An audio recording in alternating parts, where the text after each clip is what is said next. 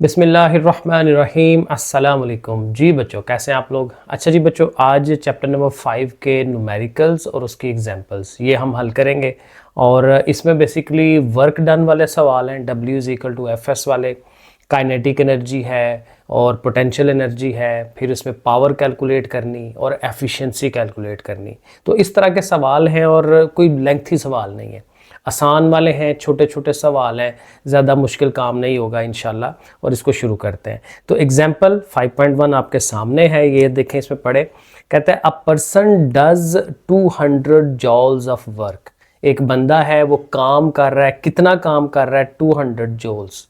अब वर्क जो है उसने पहले से ही कैलकुलेट कर दिया है, W is equal to 200 joules. और ये मैंने पहले भी बताया था कि जब आप ये न्यूमेरिकल्स या एग्जांपल्स को पढ़ते हैं तो जूं जूं पढ़ते जाते हैं तो उसकी जो वैल्यू सामने आती जाए वो लिखते जाएं। इसको जो कहते हैं डाटा लिखना, मालूमात लिखना, और खाली डाटा लिख लेना उसका भी एक नंबर होता है। ठीक है। सो यहाँ पे देखें, वर्क डन हमें नज़र आ रहा है 200 जॉल्स, तो हमने W 200 जॉल्स लिख देना है। आगे क्या कहता है? In pushing a carton through a distance of 5 metre. एक कार्टन है, एक डिब्बा है गत्ते का, उसको वो धक्का लगा रहा है और उसको 5 मीटर तक लेके जा रहा है। तो डिस्टेंस आ गया 5 मीटर, तो डिस्टेंस को हम एस से शो करवाते हैं, 5 मीटर वो लिख देंगे। आगे क्या कहता है? हाउ मच फोर्स, कितनी force is applied by him, के वो लगा रहा है, कितनी फोर्स लगा रहा है वो कैलकुलेट करनी है। तो F is equal to question mark. यहाँ तक लिखने का एक नंबर आपको मिल जाता है। अगर 4 नंबर का न्यूमेरिकल हो तो एक नंबर ये पक्का होता है। अब जाहिर है देखें, F भी है, S भी है और W भी है, तो ये तीनों जो है एक ही फार्मूले में आते हैं ना, W is equal to F into S. तो वो हम फार्मूला लिखेंगे, W is equal to F S. अब W जो है वो हमारा जो वर्क डन हुआ है वो 200 हुआ है, फोर्स हमें कैलकुलेट करनी है, डिस्टेंस 5 है, उनकी जगह पे उनकी वैल्यूज लगा देंगे। अब 5 ज़ाहिर है उधर ले जाएंगे, 5 इधर मल्टीप्लाई है, उधर जाके डिवाइड, और जब डिवाइड करेंगे 5 से तो 5 4 are 20, तो 40, तो 40 न्यूटन। आपको अब सीधा करके लिख लें, F is equal to 40 newton. So देखें, बड़ा सिंपल सा आंसर है इसका। आगे चलते हैं 5.2 में। Find the work done, find the work done, W is equal to question mark, वो आप सीधा लिख सकते हैं उसको, by a 65 newton force. Force कितनी है? 65 न्यूटन, वो आप लिख लें, 65 न्यूटन की फोर्स है। In pulling the suitcase for a distance of 20 metres. एक सूटकेस है, उसको पुल करना है, खींचना है, जमीन के साथ साथ लेके जाना है, और उसको कितना लेके जाना है? 20 मीटर तक। तो S जो है वो 20 मीटर हो जाएगा। ठीक है। और साथ उसने देखे तस्वीर बनाई हुई है छोटी सी, और वहाँ पे एंगल भी बता रहा है कि जो फोर्स हम लगा रहे हैं वो 30 डिग्री के एंगल पे लगा रहे हैं। तो आगे हम 30 जो एंगल है उसको भी लिख लेते हैं। लो जी, थीटा जो है वो 30 डिग्री है, वो लिख लिया। और W जो है, वर्क जो है वो कैलकुलेट करना है। अब ये वर्क का फार्मूला जो है बेसिक होता है, फोर्स और डिस्टेंस को ज़रब दे दे।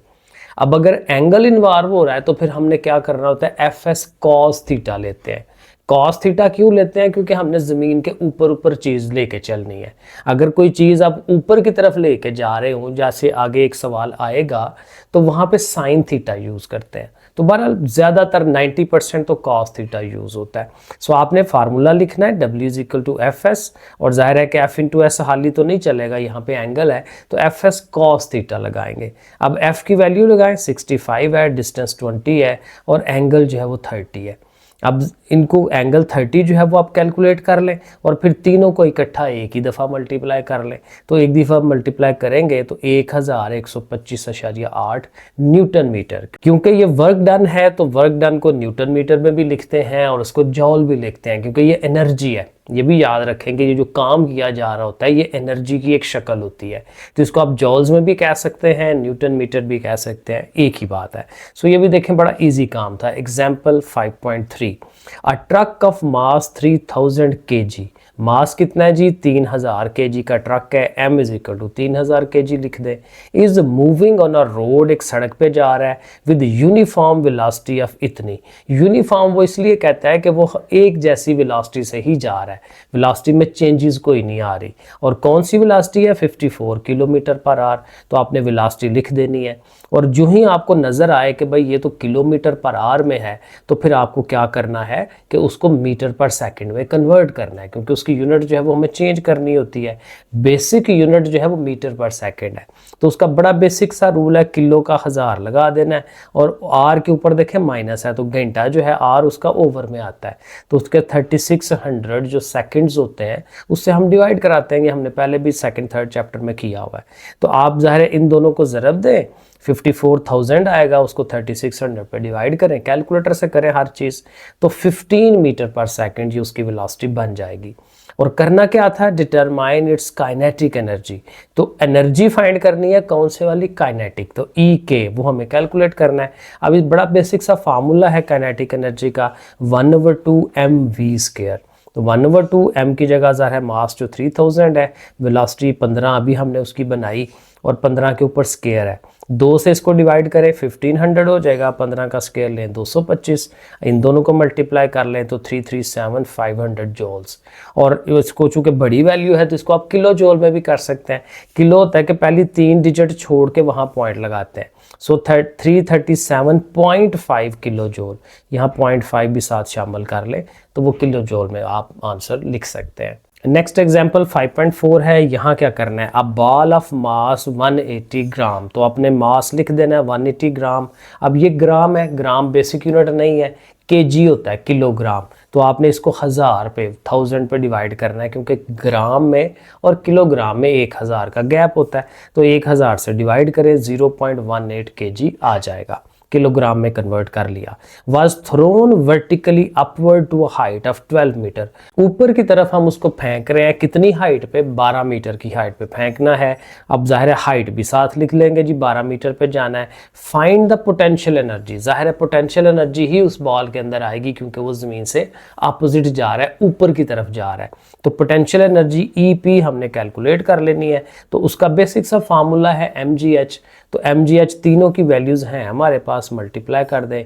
g हमें याद होना चाहिए, g की वैल्यू 10 होती है हमेशा, ठीक है ना, ग्रेविटी का जो है, तो इसलिए इन तीनों को मल्टीप्लाई कर दें तो 21.6 जॉल्स, क्योंकि ये भी एनर्जी है, काइनेटिक है, पोटेंशियल है, ये सब एनर्जीज हैं, वर्क भी एनर्जी है, तो ये सारे जॉल्स में आंसर इनके हम लिखते हैं। तो ये भी 5.4 देखें इजीली हो जाती है। 5.5 में क्या करना है जी, आप 1000 kg कार का जो मास है वो 1000 kg है, लिख लिया। Moving with an acceleration of this one, तो एक्सेलरेशन भी है वो भी लिख लिया, ये 4 है। Covers a distance of 50 metre, distance भी लिख लिया 50 मीटर। देखिए कितना आसान हो जाता है, जो पढ़ते जाएं तो उनकी वैल्यूज़ जो हैं वो डाटा आपने लिखते जाना है इन 5 सेकंड्स। तो टाइम भी हो गया 5 सेकंड, वो भी लिख लिया। अब करना क्या है, what is the power generated by the engine, क्योंकि वो जो कार जो चल रही है वो जाहिर है इंजन ही उसको लेके चल रहा है ना, तो इंजन की जो पावर है वो हमें कैलकुलेट करनी है। तो पावर का फार्मूला है, power is equal to work done over time या एनर्जी ओवर टाइम। सिंपल बात ये है, एनर्जी का रेट जो है वो कैलकुलेट किया जाता है टाइम के साथ, टाइम बटे में आना है, तो एनर्जी या वर्क डन ऊपर होगा। अब वर्क डन कहाँ से निकलेगा, फोर्स इनटू डिस्प्लेसमेंट से, F इंटू एस से। अभी भी F डायरेक्टली हमारे पास नहीं है, हमारे पास ma है, क्योंकि F is equal to ma होता है, Newton second law of motion. अगर हमें फोर्स कैलकुलेट करनी हो तो F is equal to ma formula लगाते हैं, तो F की जगह पे आपने ma लिख देना है। अब ये वैल्यूज़ हैं हमारे पास, मास 1000 था, एक्सेलरेशन 4 है, डिस्टेंस 50 है, टाइम 5 है, तो अब जस्ट ऊपर मल्टीप्लाई कर लें और फिर एंड पे 5 पे डिवाइड कर दें, 40,000 वैल्यू आएगी। और ये चूँकि पावर है तो पावर की यूनिट क्या थी, वाट, तो वाट लिख लें। अब ये भी चूँकि बड़ी है तो 3 जीरोस के बाद पॉइंट इधर लगेगा तो 40 हो जाएगा ना, तो 40 किलोवाट आप इसको कह सकते हैं। तो ऐसे भी आंसर ओके हो गया। और आगे 5.6 एग्जाम्पल है, यहाँ क्या है जी, अ ब्लॉक वेइंग 120 न्यूटन, एक ब्लॉक है जिसका वेट जो है वो 120 है, तो W ये वर्क डन नहीं है, W वेट है, ठीक है, ये याद रखना है। तो वेट 120 न्यूटन है, is dragged up at a slope, एक स्लोप बनी हुई है, वहाँ से खींचते हुए हम ऊपर की तरफ लेके जा रहे हैं with a force of 100 Newton, तो फोर्स उसके ऊपर 100 न्यूटन की हम लगा रहे हैं। टू लिफ्ट इट अप, ज़ाहिर ऊपर लेके जाना है, कितनी हाइट तक लेके जाना है, 10 मीटर। तो ये जो हाइट इस तरफ से आती है 10 मीटर, वो हाइट हमने वो भी साथ लिख देनी है। If the slope is 20 metre, अब ये जो स्लोप है ये 20 मीटर की थी, ठीक है, तो ये भी इसको H कह लें या S कह लें, क्योंकि एच हम कह लेते हैं हाइट को जो ऊपर की तरफ जा रही है, और ये जो है क्योंकि ब्लॉक को इसके ऊपर मूव करवाना है ना, तो ये डिस्टेंस समझ लें, ये फासला है जो उसने तय करना है। तो S is equal to 20 metre लगा लें। वो करना क्या है, calculate the efficiency of the system. अब एफिशिएंसी वाला जो सवाल है उसमें क्या करते हैं कि उसका फार्मूला था output energy over input energy multiplied by 100, percentage में आंसर लेते हैं। तो आउटपुट वाली जो है वो ऊपर आनी है, इनपुट वाली नीचे आनी है। अब इनपुट ये है कि हमने काम उस पर कितना किया, ठीक है, और आउटपुट ये है कि उससे आगे से हमने काम कितना करवाया या उसकी एनर्जी कितनी बनी। तो वो हम आगे जो है देखें कैलकुलेट करेंगे। तो अब देखें मैंने लिखा है work done to lift the block, block को ऊपर लेके जाने में कितना हमारा काम लगा, हमने कितनी उसको इनपुट दी। यही जो वर्क डन है ये इनपुट होगी कि हमने कितना जोर लगा के उस बाल को उतनी हाइट तक लेके गए हैं। तो वर्क डन का फार्मूला एफ इंटू एस होता है। फोर्स जितनी हम लगा रहे थे वो हमें पता है 100 न्यूटन उसने दिया हुआ है, और वो जो स्लोप थी क्योंकि उसी स्लोप के ऊपर धकेलते हुए ऊपर लेके जा रहे हैं ना, तो वही फासला तय हुआ है। तो वो हमारा कितना है 20 मीटर। तो दोनों को जस्ट मल्टीप्लाई कर दें तो 2000 न्यूटन मीटर या जॉल्स कह लें, क्योंकि ये भी बेसिकली एनर्जी ही है। तो ये वर्क डन, ये अब ये बेसिकली हमारी इनपुट है कि हमने इतना जोर लगा के इतना डिस्टेंस ट्रैवल करवा के उसको लेके गए हैं। तो ये इनपुट हमारी 2000 जूल हमारी एनर्जी लग गई है। अब लगने के बाद वो बॉडी ज़ाहिर है किसी हाइट पे गई है ना, तो जिस हाइट पे गई है आपको पता है जो चीज़ हाइट पे जाए उसके अंदर एनर्जी आ जाती है, और वो कौन सी आती है, पोटेंशियल एनर्जी, क्योंकि ज़मीन से उतनी हाइट पे जाते हैं। अब वो एनर्जी उसमें स्टोर हो गई है, वही उसकी आउटपुट एनर्जी होनी है, क्योंकि उसको छोड़ेंगे तो किसी के सर में लगना जाके उसने, तो वो आउटपुट। अब आउटपुट एनर्जी क्या होगी, mgh पोटेंशियल एनर्जी, वो हम देखें कैलकुलेट करेंगे। आउटपुट एनर्जी mgh, और mg जो है वो mg लिख लें या वेट, वो क्या उसका नाम है, वेट लिख लें, क्योंकि वेट क्या होता है, mass into gravity, w is equal to mg होता है। क्योंकि ना अगर मास हो हमारे पास और वहाँ से वेट बनाना हो तो हम क्या करते हैं, मास को और ग्रेविटी को ज़रब देते हैं। W is equal to mg formula है उसका। तो फिर ज़ाहिर है बजाय वो mg लिखने के वहाँ आप W लिख सकते हैं। क्यों, क्योंकि यहाँ वेट उसने दिया हुआ था, सबसे पहला डाटा उसने वेट का ही दिया था। तो वेट जो है वो 120 था, हाइट 10 हाइट तक उसको ले गए हैं, और इन दोनों को ज़रब दे तो देखें 1200 आता है। हमने इनपुट कितनी लगाई थी, 2000 की एनर्जी लगाई है, और आउटपुट जो उसके अंदर एनर्जी स्टोर हुई है वो 1200 है। और होता भी यही है कि जितनी आप एनर्जी इनपुट देते हैं उतनी की उतनी आउटपुट नहीं बनती, कुछ एनर्जी ज़ाया हो जाती है। ये हमने law of conservation of energy में पढ़ा था। तो अब फार्मूले पे आ जाएं, एफिशिएंसी परसेंटेज में आउटपुट वाली एनर्जी ऊपर, इनपुट वाली एनर्जी नीचे, मल्टीप्लाइड बाय 100। आउटपुट 1200 थी, इनपुट 2000 थी, मल्टीप्लाइड बाय 100, और इन दोनों को ऊपर मल्टीप्लाई कर लें, फिर इससे डिवाइड कर लें, 60 आंसर आ जाएगा कि अब ये जो हमारा काम हुआ है ये 60% एफिशिएंट हुआ है। 40% एनर्जी ज़ाया हो गई है, लेकिन 60% एनर्जी फिर भी पीछे रही है। इसी तरह से मशीनों की एफिशिएंसी जो है वो कैलकुलेट की जाती है।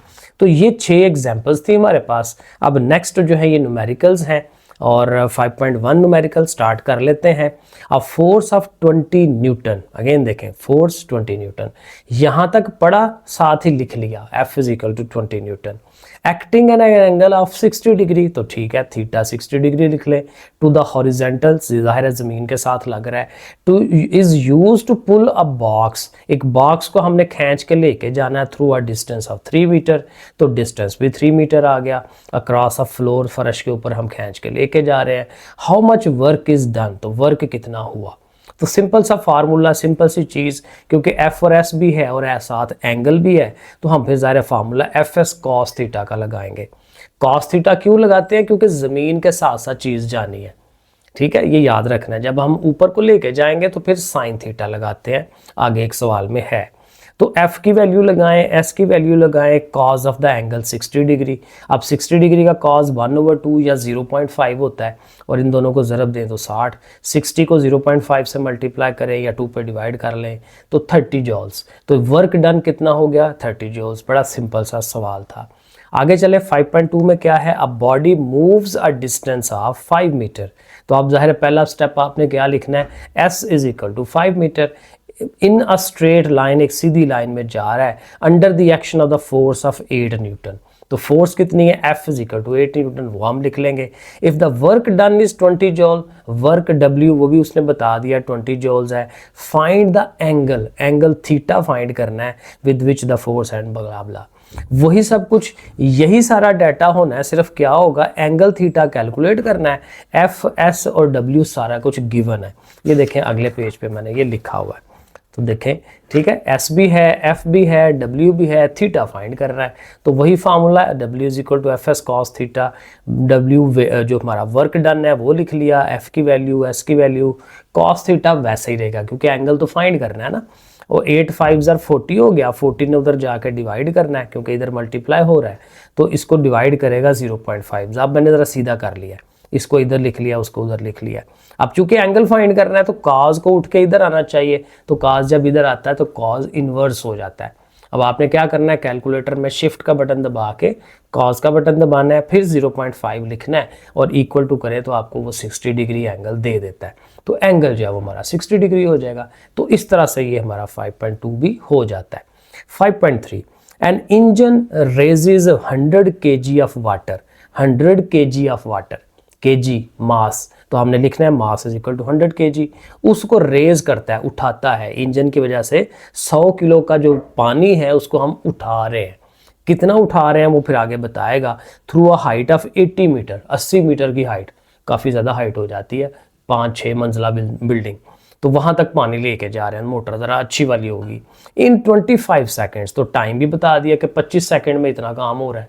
बड़ी ज़बरदस्त चीज़ है कि ना 25 सेकंड के अंदर इतना 100 किलो पानी इतना ऊंचा लेके जाना, ठीक है ना। तो ये बड़ी एफिशिएंट वाली, बड़ी पावर वाली ये होगी। पावर का देखिएगा आंसर बड़ा आएगा इसका। What is the power of the engine, तो वही बात M, H, T और P हमने कैलकुलेट करना है।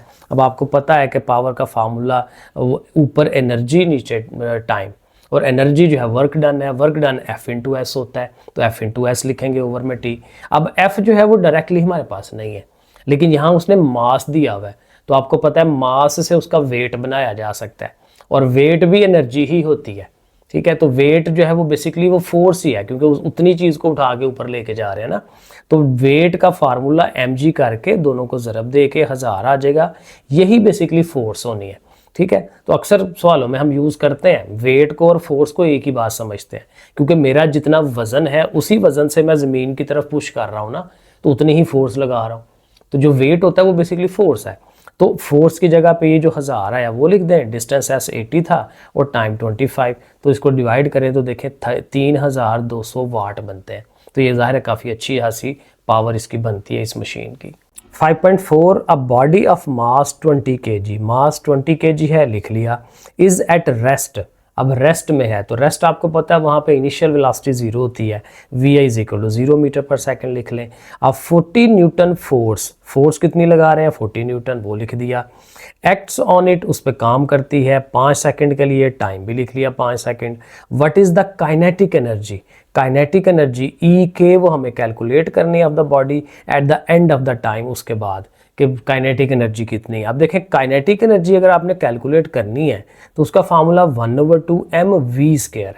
अब यहाँ पे देखें m तो है हमारे पास 20 kg उसने सवाल में दिया हुआ है, लेकिन वेलोसिटी नहीं है, इनिशियल वेलोसिटी है 0, लेकिन जाहिर है कि जब उस पर वो फोर्स लगनी है तो उसकी कोई फाइनल वेलोसिटी बनेगी ना, तो वो फाइनल वेलोसिटी हमें चाहिए, वो वेलोसिटी हम यहाँ यूज़ करेंगे।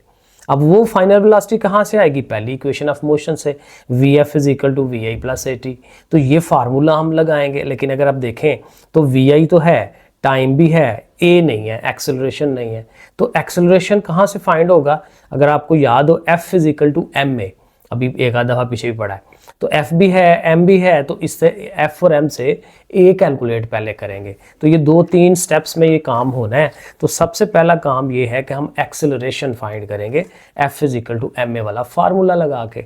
तो F की वैल्यू M की वैल्यू 20 ने जाके डिवाइड किया तो ये 2, तो एक्सेलरेशन 2 मीटर पर सेकंड हमारा बन जाता है। अब आप फाइनल वेलोसिटी वाला फार्मूला लगाएं, क्योंकि हमें वेलोसिटी चाहिए।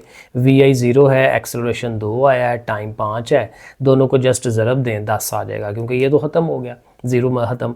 तो फाइनल वेलोसिटी या सिंपल कहें कि मेन वेलोसिटी हमारी 10 आ गई। अब अपने बुनियादी फार्मूले पे हम आएंगे 1/2 mv² काइनेटिक एनर्जी का। तो 1/2 मास 20 है, वेलोसिटी ये जो 10 आई है, तो 10 का स्क्वायर लें 100, वो 100 आ जाएगा। 2 से 20 को डिवाइड कर लें, दोनों को ज़रब दें, 1000 जॉल्स। तो ये हमारी काइनेटिक एनर्जी बनेगी। नेक्स्ट 5.5 है अ बॉल ऑफ मास 160 ग्राम। पहला काम वही कि जो चीज़ सामने नज़र आ गई उसको लिख लें, m is equal to 160 gram. Again चूँकि ग्राम है, 1000 से डिवाइड करें 1000 से, तो वो किलोग्राम में कन्वर्ट हो जाएगी। कैलकुलेटर का यूज़ करें, 0.16। आगे क्या कहता है, इज़ थ्रोन वर्टिकली अपवर्ड, ऊपर की तरफ फेंक रहे हैं। तो जब भी कोई चीज़ ऊपर फेंकें, ऊपर से नीचे आए, तो वहाँ पे ग्रेविटी इन्वॉल्व होती है, ठीक है ना। तो जी जो है वो हम पे लिख लेंगे, वो 10 मीटर पर सेकंड होता है। आगे क्या है, the ball reaches a height of 20 metre. तो बॉल जो है वो 20 मीटर की हाइट तक गया, तो आपने हाइट लिख लेनी है, वो आगे पेज में मैंने लिखी हुई है, h is equal to 20 metre. मुझे नज़र आ रही है, आपको नहीं फिलहाल। आगे क्या है, फाइंड द पोटेंशियल एनर्जी। तो ई क्या है, एनर्जी, पी पोटेंशियल। तो ईपी हमें कैलकुलेट करनी है जो उस बॉल के अंदर आ गई है। तो सिंपल सा काम है, देखें एच लिखा हुआ कि 20 मीटर है और ईपी हमें कैलकुलेट करना है। ज़ाहिर फार्मूला mgh वाला फार्मूला ही हम यूज़ करते हैं। तो m हमारा है 0.16, g 10 है, h 20 है। तो जस्ट मल्टीप्लाई करना है कैलकुलेटर में, तो 32 जॉल्स जो है ये आ जाएगा आंसर। सिंपल वाला काम है, कोई इतना मुश्किल नहीं है। 5.5 ये शॉर्ट सवाल है, 2 नंबर वाला। 5.6 में आते हैं। 0.14 kg बॉल, एक बॉल है जिसका मास जो है वो 0.14 kg है, लिख लेते हैं। इज थ्रोन वर्टिकली अपवर्ड, ये फिर ऊपर को जा रहा है, तो g की वैल्यू 10 लिख लें। With an initial velocity of this one, तो initial vi velocity 35 metre per second उसने दी हुई है। फाइंड द मैक्सिमम हाइट, कितनी हाइट तक, h या s कह लें, हाइट डिस्टेंस एक ही होता है ना, तो वो हमें कैलकुलेट करना है। और क्या है, find the maximum height reached by the ball, ball जहाँ तक गया है। अब आपको पता है जब हाईएस्ट पॉइंट पे बॉल जाता है तो वहाँ रुकता है, रुक के फिर नीचे आता है। तो जब रुकता है तो उसकी फाइनल वेलोसिटी 0 हो जाती है, क्योंकि अभी उसने बताया ना इनिशियल वेलोसिटी 35 से जा रहा है, तो जाते जाते जाते आहिस्ता वो वेलोसिटी होती जाती है और एक पॉइंट आता है कि वेलोसिटी खत्म हो जाती है, वही उसका मैक्सिमम पॉइंट होता है। तो मैक्सिमम पॉइंट पे फाइनल वेलोसिटी 0 है, तो VF भी आप 0 लिख लें। अब चूंकि देखें इसमें हमें H या S कैलकुलेट करना है, डिस्टेंस कैलकुलेट करना है। डिस्टेंस कैलकुलेट करना है तो साथ VI है, VF है, तो हमें इक्वेशन ऑफ मोशन की तरफ जाना पड़ेगा। तो इक्वेशन ऑफ मोशन में S कहाँ से कैलकुलेट होता है, पहली में S नहीं है, दूसरी में और तीसरी में है। दूसरी इक्वेशन है S is equal to VIT plus 1/2 AT square, तो उसमें सिर्फ VI है, VF कोई नहीं है। हमारे पास VF भी है, तो इसलिए थर्ड इक्वेशन ऑफ मोशन लगाएंगे तो ज़्यादा बेहतर होगा। तो थर्ड इक्वेशन ऑफ मोशन लिखते हैं, एक्सेलरेशन के वो जगह पे ज़ाहिर है G यूज़ करते हैं, तो वैल्यूज़ लगाएं। 2 है, G की वैल्यू -10। अब ज़ाहिर है बॉडी ऊपर को जा रहा होता है ना, ज़मीन के अगेंस्ट जा रहा होता है, तो जब बॉडी ऊपर को जाए तो G की वैल्यू माइनस में लेते हैं। जब नीचे की तरफ आ रहा हो, ज़मीन की तरफ कशिश करता हुआ उसी की तरफ आ रहा है, तो फिर वहाँ पर पॉजिटिव होता है G। तो ये याद रखना है, G की वैल्यू -10, साथ S है, फाइनल वेलोसिटी 0 है, VI 35 था। अब इसको कैलकुलेट करें, 10 2s are 20, 35 का स्क्वायर लें 1225, दोनों तरफ माइनसेस आ रहे हैं, एक दूसरे को कैंसिल कर देंगे और 20 ने जाके डिवाइड करना है, 61.25। अब ये सारे के अंदर जो है, ये जो शुरू में उसने मास दिया हुआ था ना, इसकी कोई ज़रूरत नहीं हमें पड़ी। तो बाज़ का सवाल में कोई एक्स्ट्रा इन्फॉर्मेशन भी दे देता है, तो उससे देख के कंफ्यूज नहीं होना। जो चीज़ दी हुई है और जो कैलकुलेट करनी है बस उसको देखें, अगर वो किसी फार्मूले से आ रही है वो करें, कोई मसला नहीं है। 5.7 a girl is swinging on a swing, एक लड़की जो है वो झूला झूल रही है पींग के ऊपर। At the lowest point of her swing, जाहिर है जब झूला झूलते हैं तो जैसे पेंडुलम होता है ये एक, कि पहले वो ऐसे नीचे होती है, फिर जाहिर है जब पीछे को जाना है तो फिर भी उसने ऊपर होना है, और आगे को जाना है तो फिर उसने ऊपर होना है। तो ऐसे वो इस तरह से चीज़ बन जाती है। मैं हल्का सा बना देता हूँ कि ऐसे करके, जाहिर है ये उसकी ऊपर से रस्सी है, यहाँ पे पींग है, तो फिर जाहिर है एक दफ़ा उसने इधर को ऊपर को जाना होता है, एक दफ़ा उसने इधर को ऊपर को जाना होता है। तो ये उसका लोएस्ट पॉइंट है, और ये बता रहा है कि 1.2 मीटर है ज़मीन से, और ये जो हाईएस्ट पॉइंट होता है वो तकरीबन उसने दिया हुआ है 2 मीटर। बस यही मेन उसने पॉइंट दिया हुआ है। तो फिर इसमें कैलकुलेट क्या करना है, what is her maximum velocity and where. कहता है कि ये जो ज़ाहिर झूला झूल रही है तो किस पॉइंट पे उसकी हाईएस्ट वेलोसिटी होगी। अब ये लॉजिकली हमें समझ आता है कि जब वो यहाँ पे होती है ना, वहाँ पे उसकी वेलोसिटी हाईएस्ट है, क्योंकि जो जो उसने ऊपर को जाना होता है वेलोसिटी कम होती चली जाती है, और यहाँ पे जाके ज़ाहिर उसने रुक जाना है, रुक के उसने फिर वापस को आना है। जब पीछे को आना है तो स्पीड तेज़ होती जाती है, तेज़ होती जाती है, यहाँ तक हाईएस्ट हो जाती है, क्योंकि यहाँ से जब उसने आगे को जाना है, क्योंकि ऊंचाई फिर शुरू हो जाती है, तो ऊंचाई में फिर स्पीड कम होनी शुरू हो जानी है। तो हम एक पॉइंट तो आंसर ये देंगे कि जो लोएस्ट पॉइंट है यहाँ पे उसकी वेलोसिटी मैक्सिमम होनी है। एक पॉइंट तो ये है।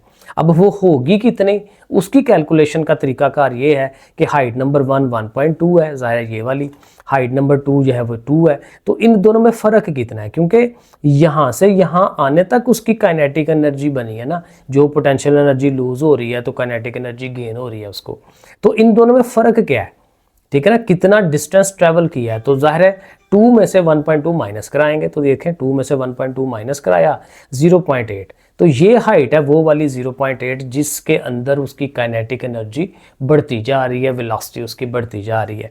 अब यहाँ पे हम बेसिक फार्मूला ये यूज़ करेंगे कि पोटेंशियल एनर्जी में जितना लॉस हुआ है उतनी ही हमारी काइनेटिक एनर्जी गेन हो रही है, क्योंकि ज़ाहिर है जो जो आप नीचे को आते हैं पोटेंशियल कम होती जाती है, काइनेटिक बढ़ती जाती है, फिर जो जो आप ऊपर को जाते हैं तो पोटेंशियल बढ़ती जाती है, काइनेटिक कम होती है, ये आपस में इंटर कन्वर्ट होती चली जाती हैं। तो ये फार्मूला बेसिकली यूज़ करेंगे। पोटेंशियल एनर्जी mgh होती है, काइनेटिक 1/2 mv² है। दोनों तरफ से देखें मास जो है वो क्या खत्म हो जाता है, तो gh रह गया, ये 2 ओवर मैंने इसको उधर ले आए तो 2gh हो जाएगा, इधर v का स्क्वायर रह गया, और चूंकि हमें v चाहिए वेलोसिटी तो दोनों तरफ स्क्वायर रूट ले लेंगे, तो स्क्वायर रूट लेंगे तो फिर ज़ाहिर स्क्वायर कट जाएगा, तो v जो है वो हमारा क्या बनेगा 2gh।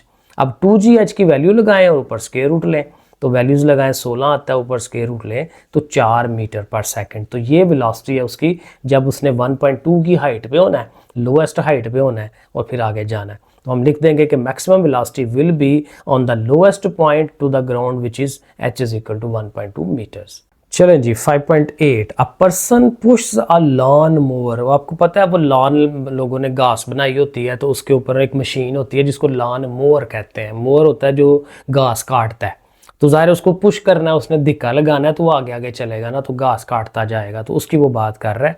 और उसमें कितनी फोर्स लगा रहा है 50 न्यूटन की, तो फोर्स लिख दें 50 Newton. Making an angle of 45, ज़ाहिर है अब जब फोर्स लगानी है तो कोई एंगल बन रहा होगा ना तिरछा, तो 45 डिग्री का एंगल बन रहा है उसका। ये आपकी बुक में शायद वो तस्वीर भी बनी हुई है, वो आप देख लें। विद द हॉरिजेंटल ही होता है ज़ाहिर है। If the mower is moved through a distance of 20 metre, यानी उसको ऐसे धिक्का मारते मारते 20 मीटर तक वो लेके जाता है, तो S जो है वो 20 मीटर हो जाएगा। तो how much work is done, तो सिंपल काम है, वर्क डन हमें कैलकुलेट करना है। तो simple formula F S cos theta, ठीक है ना, तो F की वैल्यू S की value cos of theta 45 degree, cos 45 calculator में देखें 0.707 आता है, और ये दोनों वैल्यू ज़रब दे दें 1000 को इससे करें तो 707 जॉल्स। तो सिंपल सा छोटा सा सवाल था। आगे चले 5.9 में कैलकुलेट द वर्क डन, कितना काम हुआ वो कैलकुलेट करें। यहाँ पे भी वर्क ही कैलकुलेट करना है, लेकिन पहली कंडीशन ये है कि हम क्या कर रहे हैं, पुश कर रहे हैं एक 5 किलो के बॉक्स को। तो 5 किलो का बॉक्स है, m is equal to 5 kg। कहाँ पुश कर रहे हैं, on a frictionless inclined plane. यहाँ पे भी वही है कि ऐसे करके एक जो है वो तिरछी प्लेन बनी हुई है जिसके ऊपर हमने बॉक्स को पुश करके ऊपर को लेके जाना है, ठीक है। और कितना है 10 मीटर वाला है, तो 10 मीटर डिस्टेंस ट्रेवल होगा वो आप लिख लें। और एंगल कितना बन रहा है, ये वाला 30 डिग्री एंगल बन रहा है वो भी लिख लें, थीटा 30 डिग्री। और बस यही डाटा दिया हुआ है। अब यहाँ से हमें वर्क डन कैलकुलेट करना है। तो वर्क डन के लिए फार्मूला है F इंटू एस, तो F नहीं है तो F के लिए हमारे पास ये मास दिया हुआ है, और मास का जब वेट बनाते हैं तो वही फोर्स आ जाएगी, तो मास का हमें वेट बना लेना है। अब देखें यहाँ चीज़ें लिख ली हुई हैं, वर्क हमें कैलकुलेट करना है, वर्क जो है F इंटू एस होता है। लेकिन अब वो जो मैं बार बार कह रहा था ना, एक सवाल आएगा जिसमें F S cos theta use नहीं करना, F S sine theta use करना है। यहाँ पे देखें साइन थीटा क्यों भला, क्योंकि देखें यहाँ पे हमने काम क्या किया, ये बड़ी इंपॉर्टेंट बात है। हम उस बॉडी को इस तिरछी चीज़ के ऊपर की तरफ लेके जा रहे हैं। अब इस पे जो वर्क हुआ है वो हमें कैलकुलेट करना है। अब ये बॉडी ज़मीन के ऊपर नहीं जा रहा। अभी तक पिछले जितने भी सवाल किए हैं वर्क डन वाले, फोर्स हमारी इधर को लग रही होती थी इस एंगल पे, लेकिन जो हमारी चीज़ मूव करती थी वो ज़मीन के ऊपर मूव करती थी, आगे की तरफ या पीछे की तरफ।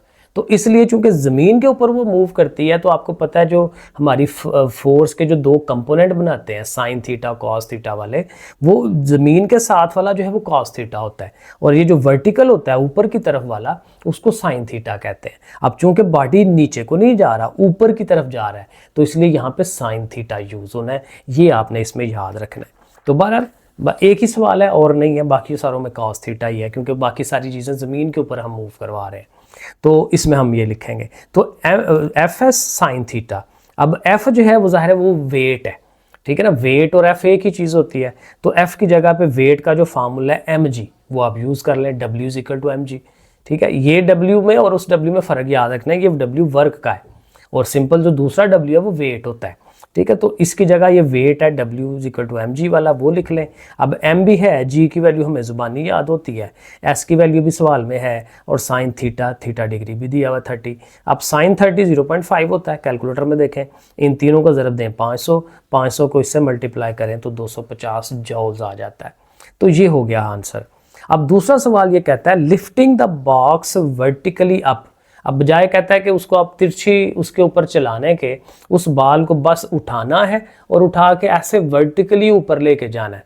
अब जब आपको पता है जब वर्टिकली ऊपर लेके जाते हैं तो वहाँ पे पोटेंशियल एनर्जी इन्वॉल्व होती है, ठीक है। तो वो पोटेंशियल एनर्जी का फार्मूला फिर हम यहाँ पे यूज़ करेंगे। Lifting the box vertically up from the ground to the top of the inclined plane. तो जाहिर है E P is equal to M G H. अब डाटा तो वही पीछे वाला यूज़ करना है, तो उसके लिए देखें ये एक छोटी सी डायग्राम बनती है। ये वो इंक्लाइंड प्लेन थी ना 10 मीटर वाली, और साथ उसने बताया था एंगल 30 डिग्री।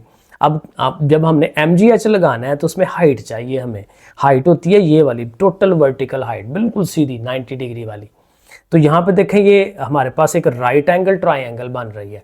तो मैथ में हमने ट्रिग्नोमेट्री पढ़ी थी, तो ट्रिग्नोमेट्री में साइन थीटा का फार्मूला होता है sine of the angle theta 30 degree होता है परपेंडिकुलर ओवर हाइपोटेन्यूज, ठीक है। तो sine 30 degree is equal to H over 10, ये हम यूज़ करेंगे। और 10 जो है ज़ाहिर है, अब साइन 30 पहले ले लें 0.5 और 10 से उसको मल्टीप्लाई कराएं, तो 10 इंटू 0.5 करें तो वो 5 आ जाता है, हाइट आ जाएगी 5 मीटर। अब जब हाइट आ गई है तो अब आप एम जी एच का फार्मूला उस पर लगा सकते हैं और जब मल्टीप्लाई करें वो आ जाएगा 250। अब देखिए वही एनर्जी आनी होती है, चाहे आप उसको ऐसे लेके जा रहे हैं चाहे उसको ऐसे लेके जा रहे हैं। पिछले पार्ट का भी आंसर 250 आया था, इसका भी 250 आना चाहिए और आया है। ले जी नेक्स्ट वाला है 5.10। इसमें क्या करना है, अब box of mass 10 kg, box जाहिर है मास 10 kg का ठीक है, इज पुश्ड अप, उसको भी धिक्का लगा के हम किसी इंक्लाइंड प्लेन के ऊपर लेके जा रहे हैं और वो रैंप बना हुआ है, रैंप वही है इंक्लाइंड प्लेन, और 15 मीटर का है, तो ये 15 मीटर हमारा डिस्टेंस हो जाएगा क्योंकि उसी के ऊपर हमने बॉक्स को चलाना है, तो डिस्टेंस 15 हो गया। और फोर्स उस पर लगा रहे हैं 80 न्यूटन की, तो फोर्स भी आपने 80 न्यूटन लिख लेनी है। If the box raises up to height, अब हाइट भी उसने बता दिया कि बॉक्स 5 मीटर की हाइट तक अगर जाए, what is the efficiency of the system. ये पीछे जो एग्जांपल की थी ना एफिशिएंसी वाली, एग्जैक्टली वही सवाल है, क्योंकि इसमें भी हमने एक दफ़ा आउटपुट बनानी है, एक दफ़ा इनपुट बनानी है। पहले इनपुट बनाई जाती है कि हमारा कितना जोर लगा है, कितना हमने काम किया है, तो वो जो काम इधर को किया ना वर्क डन, वर्क डन हमेशा हमारा होता है इनपुट, और वो जो एम जी एच बनती है हाइट वाली वो हमारी आउटपुट बनती है। सो वो हम बनाएंगे। सो देखें input W is equal to F S, force भी है हमारे पास 80, एस भी है 15 के 15 उसको डिस्टेंस ट्रैवल करवाया, तो 1200 जॉल्स हमारी इनपुट आ जाएगी। अब आउटपुट वही हमने कहा क्योंकि टोटल वो हाइट कितनी गेन की है उसने, पोटेंशियल एनर्जी कितनी उसके अंदर स्टोर हो गई है, तो एम जी एच नहीं है, तो तीनों की वैल्यूज़ लगाएं एम जी एच सारा कुछ, तो ये 500 जॉल्स बनता है। तो देखें आउटपुट कम आती है, इनपुट ज़्यादा होती है, तो बस इसका आप फार्मूला लगाएंगे और फार्मूले में हमने इनकी वैल्यूज़ लिखनी है, आउटपुट ओवर इनपुट इंटू 100, और वो कर करा के ऊपर मल्टीप्लाई पहले करा लिया करें, फिर इससे डिवाइड कराएं, 41.7%, तो ये इसकी एफिशिएंसी आ जाएगी। आगे चलें 5.11 पे। A force of 600 newton, force 600 newton है, ठीक है, acts on a box to push it 5 metre, 5 metre तक, S is equal to 5 metre, 15 seconds तक जो है वो लेके जाता है। कैलकुलेट द पावर, बड़ा बेसिक सा फार्मूला पावर का, ठीक है ना, ऊपर एनर्जी ओवर टाइम, एनर्जी मतलब कि work done F into S, और F और S दोनों की वैल्यूज़ हैं, टाइम की भी वैल्यू है, ऊपर मल्टीप्लाई कर लें, 15 पे डिवाइड कर दें, तो पावर भी हमें कैलकुलेट हो जाएगी। तो ये भी बहुत छोटा सा सवाल था। नेक्स्ट 5.12 है, ये भी छोटा सा ही है। अब 40 kg बॉय, एक लड़का है 40 kg का, तो मास जो है वो 40 kg है। रन्स अप स्टेयर्स, सीढ़ियाँ चढ़ते हुए ऊपर जाता है 10 मीटर हाई, तो हाइट जो है उसने 10 मीटर की लेके जानी है और 8 सेकंड में वो इतना काम करता है। पावर कैलकुलेट करनी है, फिर वही काम है, ठीक है। और ग्रेविटी आप यूज़ कर सकते हैं 10, तो पावर होती है एनर्जी ओवर टाइम। अब यहाँ पे एनर्जी बेसिकली कोई हाइट तक वो जा रहा है ना, तो एनर्जी डिफरेंट शक्लें हैं, काइनेटिक, पोटेंशियल, वर्क डन, सब कुछ एक ही चीज़ होती है। अब यहाँ पे चूंकि हाइट इन्वॉल्व है तो हम mgh को यूज़ कर लेते हैं, तो एनर्जी की जगह mgh बजाय वर्क डन के। तो mgh तीनों है हमारे पास, मास है, ग्रेविटी है, हाइट है, और टाइम पे डिवाइड कर दें, ऊपर सबको ज़रब दिला दें और 8 पे डिवाइड कर दें, तो पावर कैलकुलेट हो जाएगी 500 वाट। पावर की जो यूनिट है वो वाट होती है। और ये हमारा लास्ट वाला पार्ट है 5.13, अ फोर्स F। अब देखिए मैं बस ही बता देता हूँ। कहता है कि एक बॉडी है जिस पे हम फोर्स F लगाते हैं। जब फोर्स F लगाएंगे तो वो डिस्टेंस L ट्रैवल करेगी। F फोर्स लगाई, L उसने डिस्टेंस ट्रैवल किया। अब कहते हैं अब हम ये करते हैं कि फोर्स 2 टाइम्स कर देते हैं, 2F कर देते हैं। तो जब 2F फोर्स करेंगे तो जो उसने डिस्टेंस ट्रैवल करना है वो 2L हो जाना है। अब कहता है कि ये तो ठीक है, हो गया। अब कहते हैं इसको स्केच करें, इसका एक ग्राफ बनाएं और देखें कि टोटल वर्क डन कितना हुआ है। तो बड़ा बेसिक सा फार्मूला है। देखें ये जो स्केच बनाया है, इधर एक्स एक्सिस पे मैंने फोर्स ले लिया, वाई एक्सिस पे जो है उसका जो डिस्टेंस ट्रैवल कर रहा है वो ले लिया है। एफ है, फिर 2F है, फिर 3F है। ज़ाहिर आपको पता है एक जैसा डिस्टेंस बना के जाते हैं। इधर से L भी इतना, फिर ये 2L है, फिर 3L भी हो सकता है। अब पहला F है और L है, ठीक है। तो ये वाला जो पोर्शन है इसको आप वो क्या कर सकते हैं, इसको कलर कर सकते हैं ताकि पता चले कि ये पहला वर्क डन है, W1 है। और ये वाला जो सारा पोर्शन है, क्योंकि हाल ही ये वाला नहीं, यहाँ से लेके ये सारा पोर्शन जो है वो 2F × 2L होगा। तो वर्क डन कैसे, अब ये ग्राफ ऐसे ही बनाना है। अगर आप ज़्यादा से ज़्यादा ये भी बना सकते हैं, ऐसे एक लाइन ड्रॉ कर दें कि इसका जो एक डायरेक्शन है वो इस तरह से जा रही है 45 डिग्री के एंगल पे, तो ये डायग्राम बना दें। अब वर्क डन, पहला वर्क डन F × L, ठीक है ना, क्योंकि पहले फोर्स F थी, लेंथ तो उसकी डिस्टेंस वो L है, तो F × L पहला वर्क डन। दूसरा वर्क डन 2F × 2L, क्योंकि डबल फोर्स लगाई है, डबल डिस्टेंस हुआ है, तो 2F × 2L, 2 2 4, 4FL।